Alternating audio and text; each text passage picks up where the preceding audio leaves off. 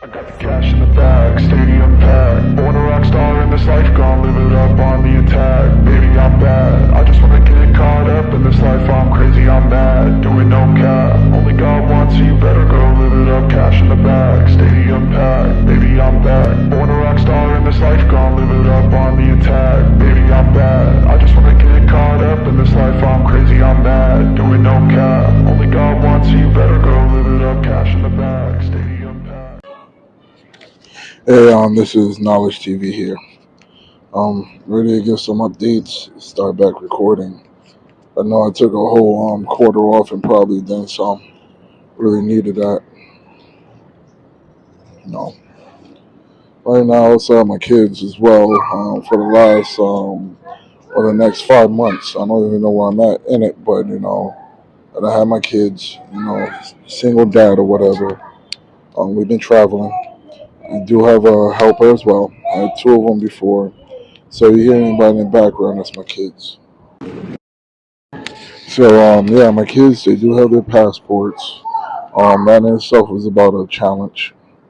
All right, so explain some things. So right before the second quarter ended, my assistant actually. All right, so right before the second of the quarter, um, my assistant actually ran off with the editor.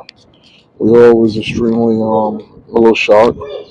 We was trying to actually do another channel, and there was I want to say a huge misunderstanding. I told her to look for a new editor, and she was under the impression I was going to get rid of the other editor, building a relationship with that editor, which was just a little bit too close.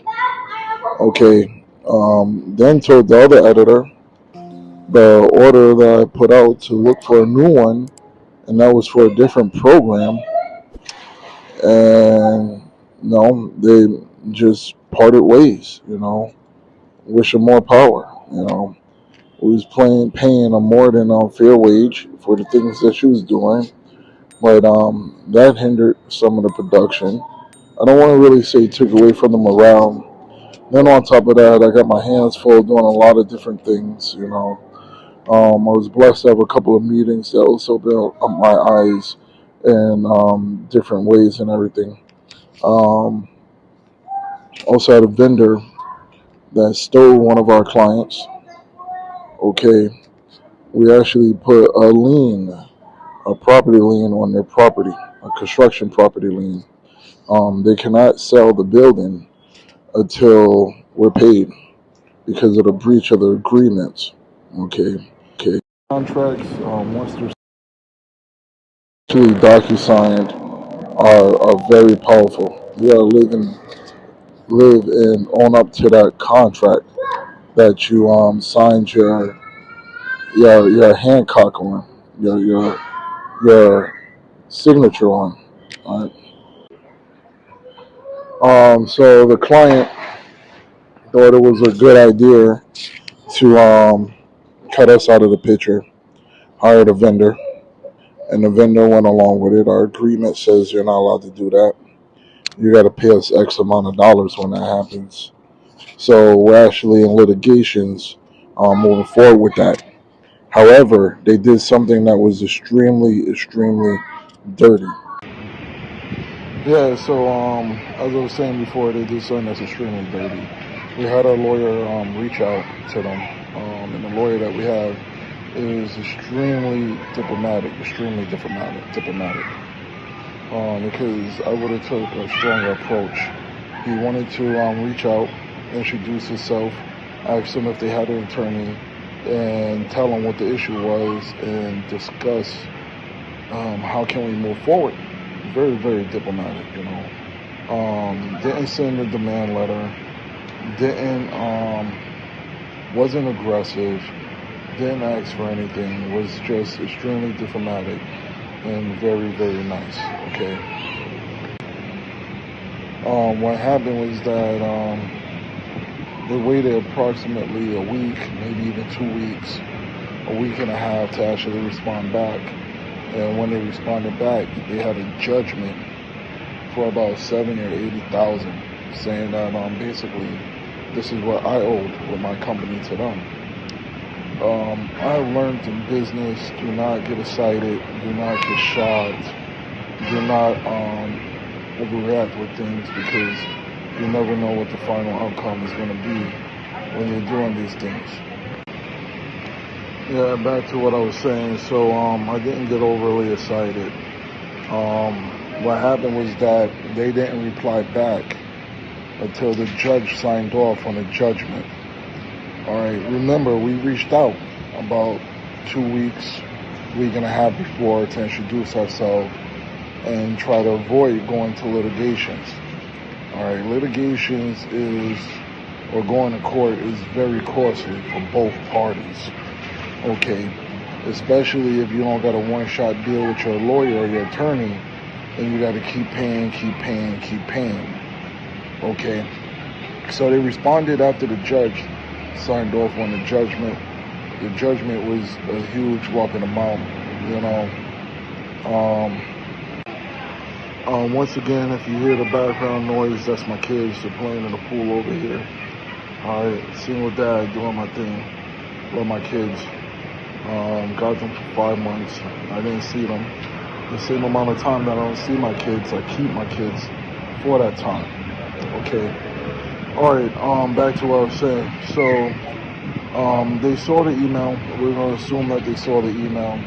They saw the contact or whatever, and they replied back, "Hey, look, you owe me X, Y, Z." My attorney said, "Was you aware of this?" And it was like, "No, we was never aware of this." "Was you ever served paperwork?" Nobody in my organization was served any type of paperwork. So the attorney, we got a really good attorney, very blessed, you know. This is why it's very important everybody stays in their lane. They do what they're supposed to do, and the next person's allowed to do what they can do, you know. And everything can run efficiently, you know. So the attorney found this. He did an investigation, and somebody did sign off. Oh, and the judgment, they also put the attorney fees, $10,000. Okay, and we was also trying to collect on our end for breach of agreement, because what happened was that we had worked out another agreement with them when it came to payment arrangements, and they accepted it. All right, once you accept that new agreement, you know, it phases out parts of the old agreement, not everything, right? Just that one area of it, and they accepted it. Okay. So what ended up happening was that the attorney actually told the judge, after he did his investigation and did his research, we was never served. We don't know who this guy's name is that served this paperwork, and the attorney had to go back to the title company or the serving company that actually served us potentially, to find out that they use FedEx, or we're assuming they use FedEx. Okay. Allegedly used FedEx, and FedEx signed for it and said it was delivered. However, it was never at our office. We never saw it, never knew about it. So, in my eyes and views, they basically had a ghost trial there, you know, and just dirty. We didn't even get an email. You know, litigations is just part of what we do. And we'll get an email, and yeah, we'll show up, and yeah, we're honest. You know, everybody has their proof, we have our proof, and there's no reason to be dishonest with anything. It just makes the situation worse. So we was able to get that removed to the point where the judge is going to hear our side, okay? And that's extremely important, because after we win the next part, then we're going to jump back to the other end that we was on and have the conversation with our client. Okay, now, hypothetically, if they had won that judgment, they could have went back to that client and tried to use that to remove the lien. Okay, another thing too is that they offered us X amount of dollars to remove the lien, and that offer was taken off the table once our counsel introduced themselves. They brought it up to the higher ups, and they disappeared.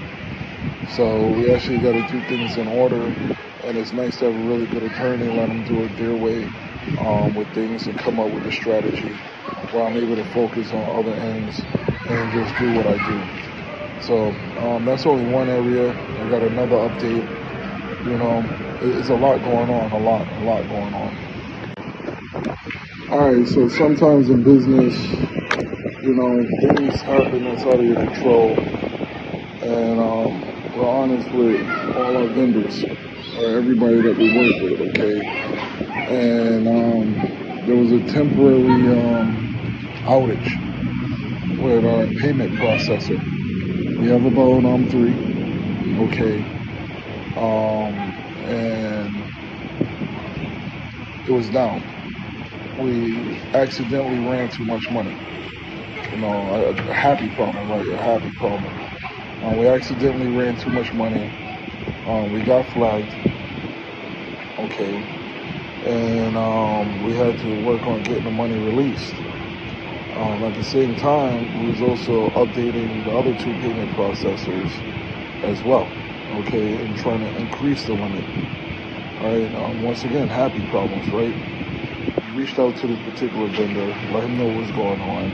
And what kills me in business is that we have a relationship. We've been working together. We have history. We have a track record. Okay. So I don't remember the exact amount of time, but it was a significant time that went by. We was brutally honest to him.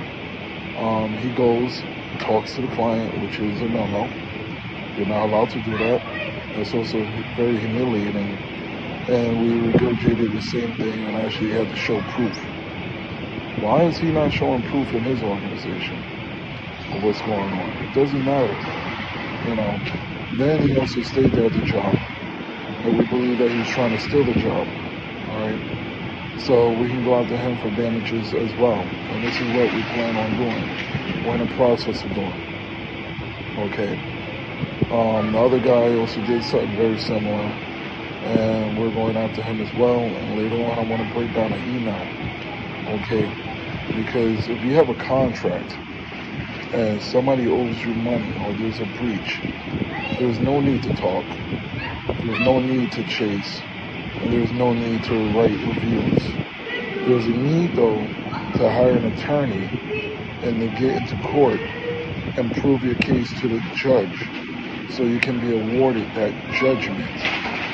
After you're awarded that judgment, you can wait approximately about 30, 45 days, go again if they're not paying or following their end of the agreement, and try to garnish their wages and actually hit the bank account.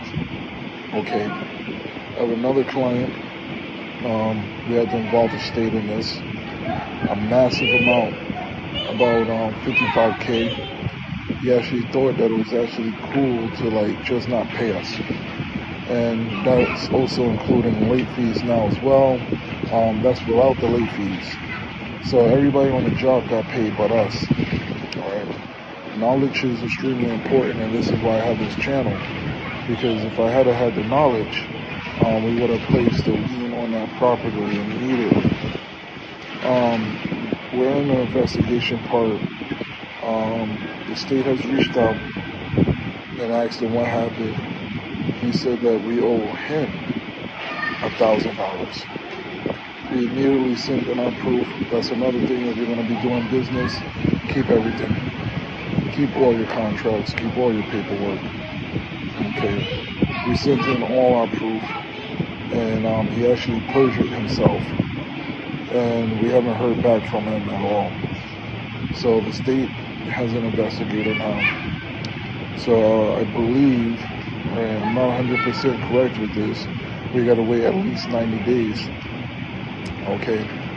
He also took a part of our money and paid another vendor that was disputed with late fees. So we think that it's fair, all right, that you pay our late fees as well. All right. And this is about 8 months. 8 months. All right. So there's a lot of things going on. That's a lot of things going on. I can't name names right now. Um, Another thing that I don't do is that I'm a builder. All right, I don't believe in destroying businesses. I don't believe that because you made a mistake, you deserve to lose your business. Learn from it and keep it moving. So there's one thing I don't do is write bad reviews, but I'm gonna start responding back to them. I'm responding very, very strongly with the proof and how your clients can actually look and find it and how to go about it. Okay. All right. So now, me being a single dad, I'm able to have help because of the area that I'm in. So right now I'm not in the States. If I was in the States, probably be a little bit much harder. But because where I'm at, I'm able to have a helper at an affordable price. I have my kids. Where I live at is extremely convenient. It's not just a condo, but at the same time has a pool, a movie theater, gym, a play area for the kids. And then I also like to travel, so when I took my kids to go feed the tigers, the hippos, we went and pet the tigers, went to the park. We're going to be seeing another safari. So I have a girl and a boy, and I spend a lot of time with my kids, I want my daughter to understand what it is to have a male in her life, and I don't want her to want anything from another male. And I want my son to be able to grow up with the right masculine energy, to know how to stand on his pivot as a man.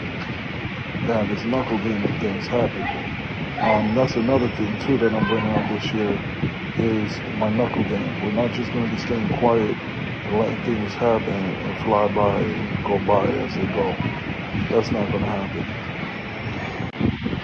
Alright, update. I don't really talk about my personal life like that, but got a new girl. Out here in the Philippines. My last girl, she was cool, but it's just too much. I don't know, it just wasn't fulfilling. When I first got with her, it was okay, to a certain point. And I'm always looking and keeping my eyes out for new investments. Her brother is supposed to have been in the gold industry. And I was going to pay him to give me some gold, okay? Gold bars. I really wanted to go do the gold mining and digging, but the area that they was talking about is just not safe enough for me, and I'm not going to take that risk. Some people got extremely hurt, I think deleted or unalived or something. I don't need to take that type of risk to make some money. So this was extremely amount of capital that we was willing to put up, and the gold bars that they had no markings. In the Philippines, that's illegal. They're not allowed to sell that. That's also a scam as well. I'm not saying that he potentially is out to, well, I can't say that because it's illegal. Okay? They wanted me to bring my own, I forget the name of the person that does the chemical test, but the person that tests the gold to make sure that it was real, authentic. And then after that, just carry and leave. Well, the problem is you can't get through customs with that. If your gold does not bear their federal bank markings, you are not allowed to leave with that, and they take that very serious, to the point I believe it's like treason. I also looked up this website blog, and it talked about that if it doesn't have the markings, it could be a potential scam. They like to meet you in an apartment or your hotel, and then at that point they rob you at gunpoint. And if everything is all legit and legal, why can't we do a wire? Another thing is, why can't you meet in a public place, like at the bank, after they make it? And I made it very, very clear to them a number of times that I wanted us to be at the bank or a public place, Another red flag that came up for me was that one of the guys that introduced me wanted to hold my hands way, way, way too much. He wanted to take an airplane with me down there, wanted to get the hotel and stay with me, and it's like, dude, listen, man, I'm a grown man. I don't need all that help. Point me in the right direction, and I'll do it. And get what I need to get done. Right? And I made it very clear that everything I did had to be legal. That I'm not trying to do no illegal activity at all. Oh, it's legal, it's okay. Don't worry, I got a friend that gets you through customs. Now, listen, I don't do business like that. Okay? Worst case scenario, I can just, get a little bit more capital and do it in the States where I'm from. It's not a big deal at the end of the day. There'll just be some extra cheese on top, and that's about it. So after I confronted him about it, he came up with these other gold bars that had markings that was from a pawn shop. After doing research on them, there was a 50-50 chance that they could be fake. There was also another chance that they was from Europe, so he's confused, I get it, this is Asia. But from Europe to Asia, I wasn't 100% sure if they had the authority to sell it out here. So I just backed off, but of course I confronted him on it, So another thing that was just the really bad part about it, the other part that I didn't condone is just the family's backing it, and I'm whatever, the other brother asked to borrow money for a bike, and I was no, I'm sorry, it's not happening. There was no relationship there, no attempt to even try to build a relationship there. And then it was just, I don't know, it's just better separate, The new girl was working out a little bit better. Better atmosphere. I also had to swap out some helpers. The going rate out here for a helper is 500 pesos a day. Hang on one second, I'm going to tell you what that is approximately. So you take 500 divided by 57, you get about $8.77. That is the going rate. Okay. Another thing that had me at Oz is that she didn't know the going rate. Alright. 500 pesos is a very fair rate. Okay. Because you got some places paying 430 pesos and you're working in department stores, and you got other places that have you working 12 hours and you're getting 517 pesos a day. Okay. And that comes out to even less if you think about it. Okay. So to help out around the house and do household chores and help you out with the kids, that's a very fair rate. That's a going rate over here. Okay. What happens is that if you're not in the know, you're gonna get hoodwinked. Okay. It's okay to be generous and it's okay to give tips. That's no problem. But the going rate is 500 pesos a day. It's considered very fair over here. That's why everybody else is paying, and that's how everybody else is living as well. Yeah, so last quarter, I took time off for the videos, but we're still growing the business. And the more the business grows, the more I have to get involved, all right? Especially on the legal side of things when it happens. We really try our best to avoid it. I really prefer to have friends, But as I know, what you may like and what may happen are two different things.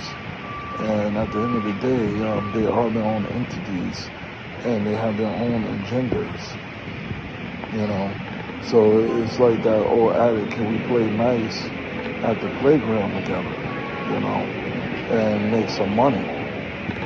My next video I want to do is actually, I got an email sent from one of them bluffing, and I want to go and break down the email of them bluffing, why they're bluffing, how they're bluffing, why it is a bluff, and just the correct order to do things, If you have a contract or somebody that you suspect a breach of contract, the first thing that you should do is get a lawyer that specializes in contracts. Okay? There's different lawyers, different fees, and they can do different things. okay, from sending out demand letters, and there's different types of contracts as well, but sending out demand letters, reaching out to them, trying to work out an agreement. Then from there, you'll go to court. I believe from court, you talk with the arbitrary. You don't just go in front of the judge. If you cannot reach an agreement, then you go in front of the judge. My impression is that you never want to go in front of a judge unless you extremely have to. Try to work everything out before you get there. Try to create a win-win fair situation, not to the point where you're getting taken advantage of or they're getting taken advantage of, and everybody can leave there feeling happy. I want to give a quick shout out to some of the people. Thank you, Anna. Always helping me out with things, just making sure everything runs smoothly. Been grinding for about 2 years. We're getting to see the fruits of our labor. I also want to thank all the subscribers and all the future subscribers, and thank you for hanging in there. Please leave some questions in the comments. I got some other shows I'm working on. Any topics that you're curious about when it comes to business, or even just traveling. I go back and forth from the Philippines to Thailand. Thailand's a great place. The Philippines is a great place. I have nothing bad to say about it. You got to be on your A game though. You have to do your research. There's a lot of things that's very affordable. But thank you everybody for supporting me. Please keep on supporting me, and let me know the type of business videos you want to see. I want to start going into more advanced levels of business. How soon to cut services. That's one of our weaknesses, because we sign up with a client and we expect the best. There's one client who's been working there 30 to 35 days, and I believe they're pulling on chain. They have a vendor platform. After you sign up with the vendor platform, you give them everything. We make the payment. Yeah, you do that, then we make the payment. Did everything that they want. They want another endorsement on the insurance. We gave them the endorsement on the insurance. You want another one? All right, the paperwork doesn't say that, but you know what? We're going to do it. That way, if we ever do go to court, hey, listen, we've been more than compliant. We've been trying to work this out with them. Can we get paid? So it's really pushing that point. We'll have the conversation with our attorney and get the demand letter up and going for a payment, and that's about $10K. What happened is that we was also working with a finance company, and the finance company rejected them. Now, why do I like the finance company? For a number of reasons. Okay, one, once they start using the finance company and you flip or sell your invoices to them, that frees up capital for you. All right, but you're also losing a percentage. So I'm at the point where I don't really have to do that with my jobs, and we can work around it with the contract and ask for faster payment terms. But once that factoring company or that money management company is involved and that client does not pay, they will go after the client. They will sue, put the liens, do whatever they have to do to collect the payment. However, the client has to pass a credit check. Now, what I also like about them, with this particular one, is that even if we're not going to flip the account, we do the credit check with the client just to make sure and see where the credit is at, right? That's extremely important, because you don't want to have 50 accounts and they all got bad credit and they don't pay. That's not gonna. That's like rowing a boat with one paddle. How you gonna get to the next level with that? Especially if you're just starting out. Another thing that you want to look into as well is definitely passive income. There's some not new industries, but new areas that's booming. Don't quote me 100% on this. I'm still looking into it. Silver, gold, AI technology, the tech in the industry. There's a certain chip that's being used for all the AIs. That's going to make some great capital for you. Another thing is female products. Also, the alcohol industry as well is looking at, and by female products, makeup, adult toys. The adult toy industry is booming, believe it or not. And don't hold me to this because I'm still doing my research on it. The OnlyFans, I heard, fell. KFC is going up, I heard as well. They're building out in China. Alright, so we're in the third quarter and we're at 300K spending. Okay, that's a huge market for us. If it wasn't for politics and we had a certain president in office, easily believe that we would have at least touched 3 million. Easy. Not even like thinking twice, you know. We'd be lucky to even do 1 million, but if we keep on the way that we're going, you know, things did slow down some, the economy, but we're still in a good space, especially we got all the extra litigations that we got in motions as well, you know. That's definitely a necessary evil, and that works on both ends as well. You know, if you sign something, you gotta honor it, and I had to learn some of that the hard way, so hopefully I can learn off the back of my mistakes and not make the same mistakes. Alright, thank you for watching. Have a good day. Knowledge TV.